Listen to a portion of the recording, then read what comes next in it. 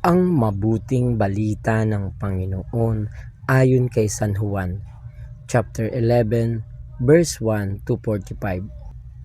Noong panahong iyon, nagpasabi kay Jesus ang mga kapatid na babae ni Lazaro, "Panginoon, ang kaibigan mong minamahal ay may sakit."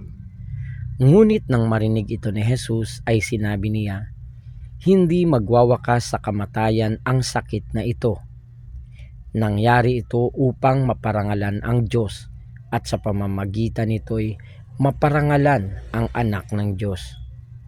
Mahal ni Jesus ang magkakapatid na Marta, Maria at Lazaro. Gayon may pinaraan pa niya ang 2 araw matapos mabalita ang may sakit si Lazaro bago sinabi sa kanyang mga alagad, "Magbalik tayo sa Judea." Pagdating ni Jesus, nalaman niyang 4 na araw nang nakalibing si Lazaro. Nang marinig ni Marta na dumarating si Jesus, sinalubong niya ito. Ngunit si Maria ay naiwan sa bahay. Sinabi ni Marta, "Panginoon, kung kayo po'y narito, hindi sana namatay ang aking kapatid. Ngunit nalalaman kong kahit ngayoy, ibibigay sa inyo ng Diyos ang anumang hingin ninyo sa Kanya." "Muling mabubuhay ang iyong kapatid," wika ni Jesus.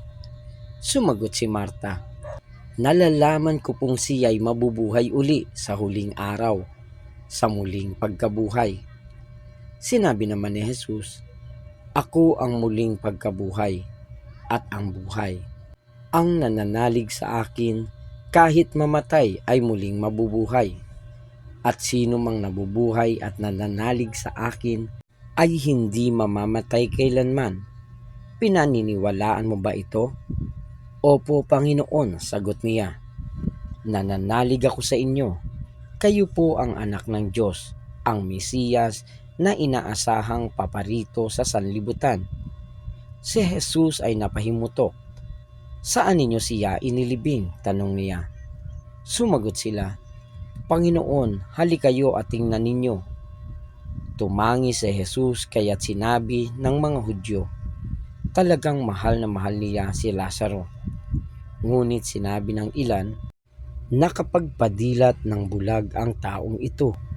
Bakit hindi niya nahadlangan ang pagkamatay ni Lazaro? Muling napahimutok si Jesus pagdating sa libingan. Ito'y yungib na natatakpan ng isang bato. "Alisin ninyo ang bato," sabi ni Jesus. Sumagot si Marta, "Panginoon, nangangamoy na po siya ngayon. 4 na araw na siyang patay." Sinabi ni Jesus, "Hindi ba sinabi ko sa inyo na kung mananalig ka sa akin, ay makikita mo kung gaano kadakila ang Diyos?" At inalis nila ang bato. Tumingala si Jesus at ang wika, "Ama, nagpapasalamat ako sa iyo sapagkat dininig mo ako.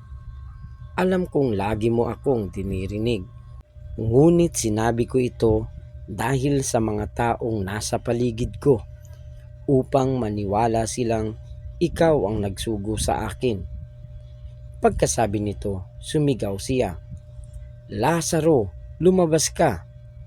Lumabas nga si Lazaro. Napupuluputan ng kayong panlibing ang kanyang mga kamay at paa, at nababalot ng panyo ang kanyang mukha. Sinabi ni Jesus sa kanila, "Kalagan ninyo siya." At nang makalaya, marami sa mga Hudyong dumalaw kay Maria ang nakakita sa ginawa ni Jesus at nanalig sa kanya. Ang mabuting balita ng Panginoon. Pinupuri ka namin, Panginoong Hesukristo.